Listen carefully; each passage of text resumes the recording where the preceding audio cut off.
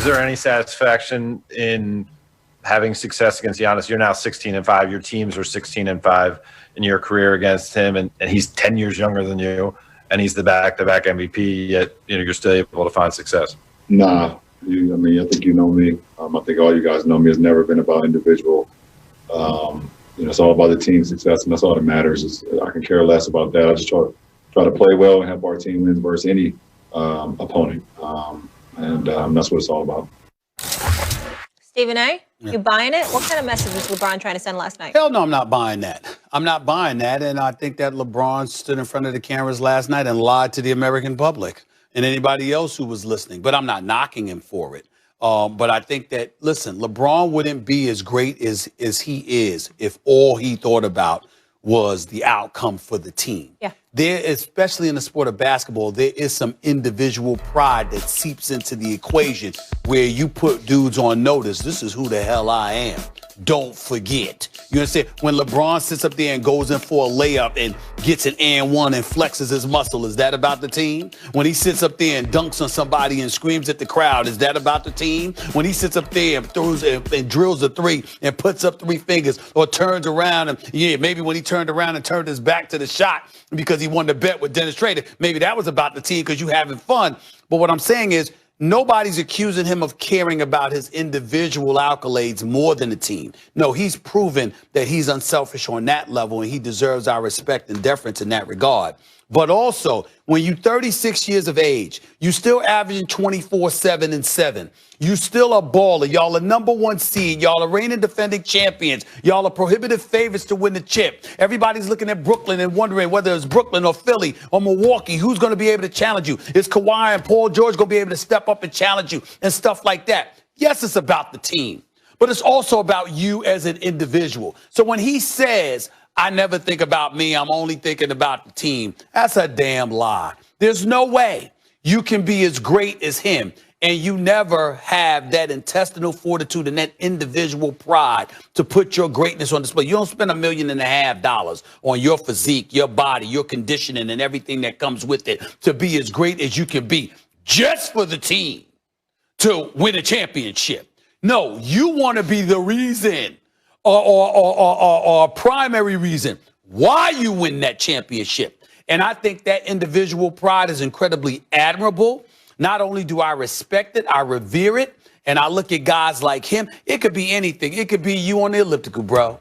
It could be me on the Peloton on the treadmill. It could be you anywhere, whatever. When you see these guys and you hear what they go through in order to be in peak condition, and then you in that gym and you sweating and all of that other, you're like, damn, how do they do it? You understand? And it makes you marvel at them even more. So he's lying, but I ain't knocking him for it. It's the right thing to say, and he always knows what right things to say and what right and what wrong things to avoid saying. But that's what it is. Let me tell you what I saw from LeBron last night. And this has been going on all year. He has modified his game again in order to stay on top. And look, he's made 3 title defenses as best player in the world, and I talk about it. KD won the MVP right in LeBron's prime. I thought, oh, no one, and he deserved it. That was the difference. There were dudes who won the MVP in Jordan's prime because people were just tired of giving Jordan the award, but they were never better than Jordan. But I watched KD, I was like, you know what? He had a better year than LeBron. Maybe he's better than LeBron. Nope. Playoffs came around. Nope, he's not. Same thing happened with Steph. Same thing happened with Kawhi because LeBron was hurt. I got fooled at least a couple of those times. And then by the end, when the dust settled, LeBron was left standing. And he's done it by changing his game as he's gotten older. Miami, he was at his physical best, right? A brilliant offensive player, shooting the three, the whole thing, complete player, and a great intense defensive player all year. And as he got older in Cleveland, he realized, I can't play that level defense all the time and do what I do on the off. He took his foot off the gas so he could win championships and compete in the playoffs. And now what I saw last couple of years, Stephen A., is AD challenging him to play defense, and he has. The Lakers are a top 5 efficiency defensive and offensive team. LeBron plays defense again, even in the regular season. And offensively, in order to do all that, he's shooting the three more often and better than ever before. He's shooting 6-7 threes a game, and he's hitting them 37, 38, maybe 40% of the time after last night. 39 points, rounded up to 40. It's 40. 40% of the time shooting 6-7 threes a game. I mean, he's doing the thing Giannis hasn't been able to do yet. Giannis needs to shoot the three better, and he's incrementally getting better to his credit, but not good enough. LeBron is making the very adjustment that Giannis has to do, and he's doing it in order to be the best player in the world still. He sent that message again last night. What I tried to educate you about, Max Kellerman, is that Giannis is never going to be able to make that adjustment. If you look at how he plays, see, LeBron has, even though LeBron is incredibly powerful, he's always had a finesse game because he's always been pretty much a perimeter player who's capable of using his physique, his muscles, etc., and really making things happen. But that's not his game. Giannis is entirely the opposite. Giannis is a dude, even though he was rail thin and he's put on 57 pounds of muscle, at least as of last year from the time he came into the league, the bottom line is he plays a power game. That's who he is. So him stepping out on the perimeter and making that adjustment is not as natural of a transition for him as it is for LeBron. LeBron is not a transition for LeBron. This is just a part. Yeah, but one thing he's learning about how to shoot, Giannis but he's been on a wing. Look, that's not who Giannis is. Giannis is a big, and my point, and he really is a big. He needs another guy as good as him, who's not a big, to succeed, as almost every big ever needed. That's not LeBron. But Giannis is now shooting 5 threes a game, hitting 31% of the time, which is the most he's ever shot it and at the best clip. He's making the improvement incrementally that LeBron has already made. And the fact that the fact is the NBA needs an MVP award for the entire season. It's ridiculous to have regular season, finals, and nothing in between. Max is wrong. No, you need an MVP for everything. No. The regular season needs to be separate from the postseason because the regular season needs to matter to some degree when you're charging a paying customer to watch 82 games a year, or in this case, 72 for the season. It does matter. You're seeded in the playoffs. I'm just saying that's number one. Number two, and more importantly, just remember something. When you talk about Giannis, don't just look at the numbers. That's analytically speaking. You're looking at the number. Look at the actual game. Giannis, in the flow of a game, those shots don't come naturally to him. They come naturally. He has to be more wide open than LeBron. He's not going to get it himself the same way. But because he's a big, he's not a perimeter player. That's why I said there are limitations. He's a very versatile big. He's not a wing. Yes. LeBron is now I'm glad you finally learned. All right, he's 16-5 LeBron career against Giannis, so not close. Yeah. All right, we'll leave it there. Points and 6 threes for LeBron. He's speaking with Mike in the media.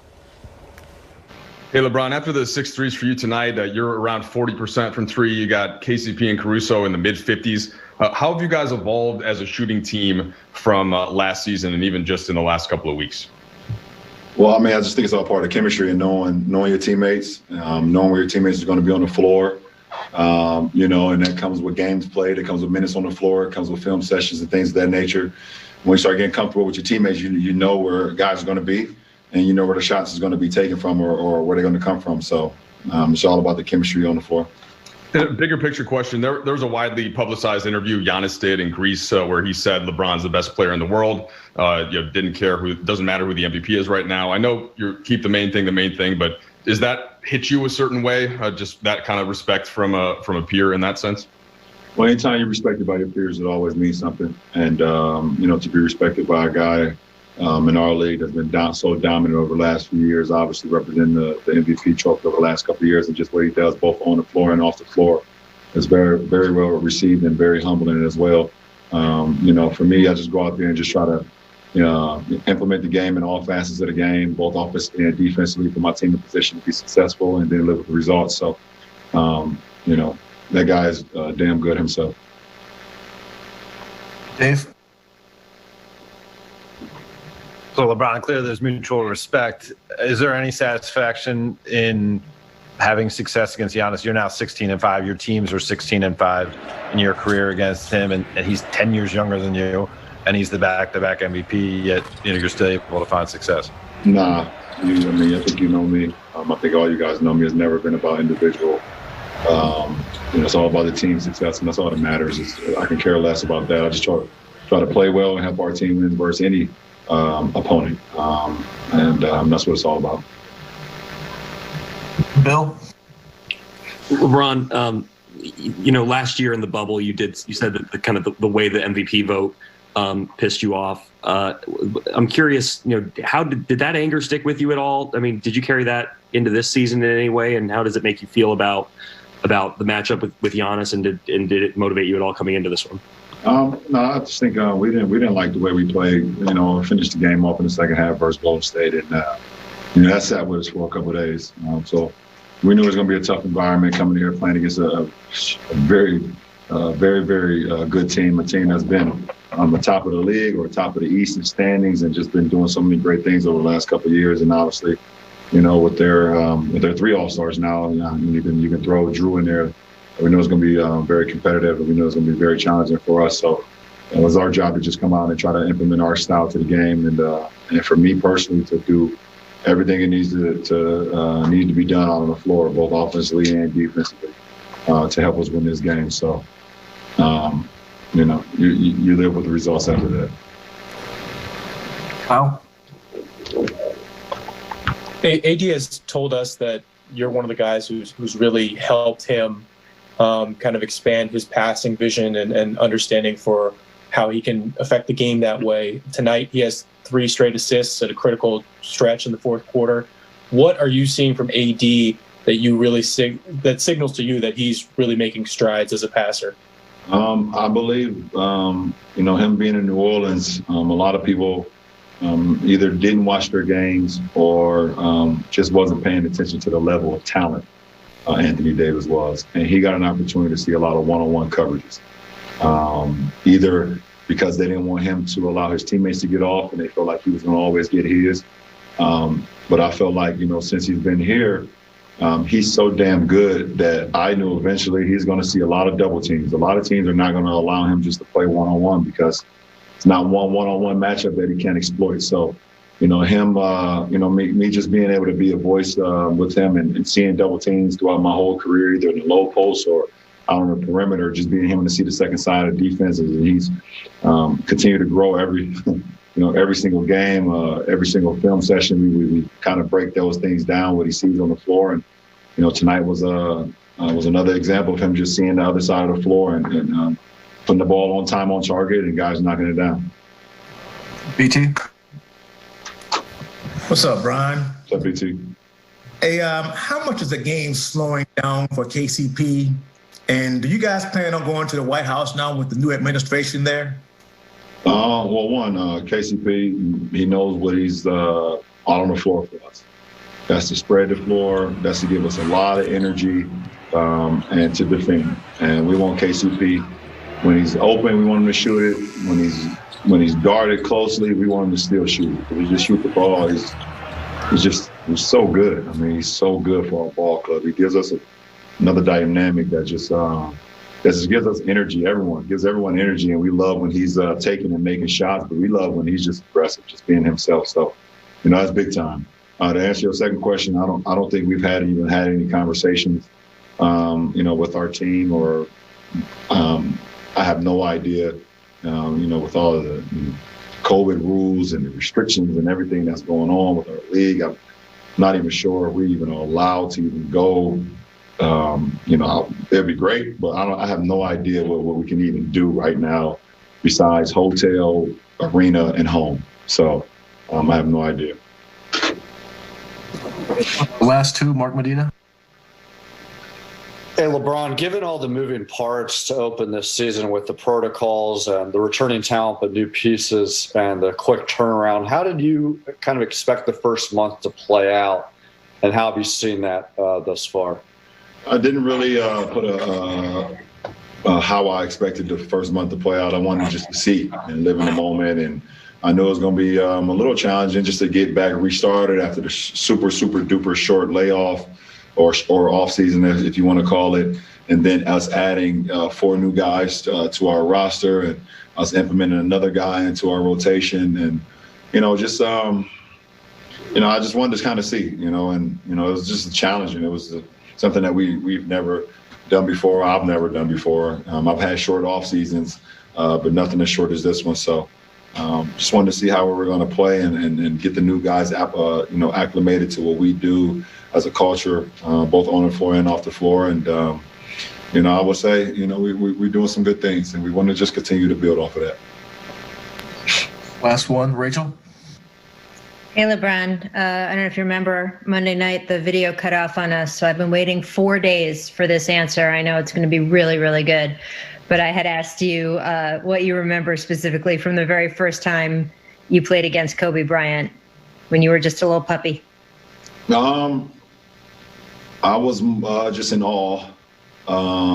It's a guy who, along with a lot of other guys, was on my wall that I would tape on my wall when I lived in Spring Hill in apartment 602. He was on my wall, and he had a nice collage in my wall, on my wall. It's a guy who decided to make the jump from high school to the NBA.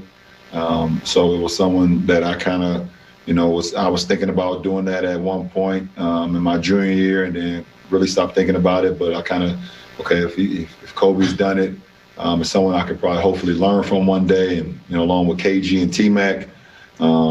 But just being out on the floor with him, if you remember, the guy gave me a pair of his shoes when I was a junior in high school, and to be able to share the floor with him was like for any kid that has aspirations or has inspiring moments from someone, it's just like a sense of awe, of the grace that he played the game with, and the passion that he played the game with, and the determination to go out and just dominate you was something that I loved, something that I was like, I can pick up from that. There's not much dialogue at all. As you guys know, Kobe, he's not on the floor to talk to anybody. He's out there to kill you.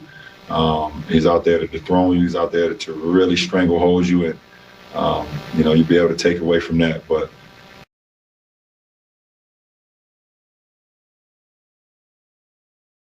it was just an awe moment. It was something that I would never ever forget, and to be able to grace the floor with someone that played the game with so much grace. Was there any time where he went up the floor and you just were kind of dazzled by a move he made, or you went up against him one-on-one? I mean, if I could, I'm so old now, Rachel, for you to try to ask me something that happened 18 years ago. I could tell you what bottle of wine I had last night, but 18 years ago, it's a little bit challenging. But I could sit here and say that absolutely, it definitely happened. When it happened,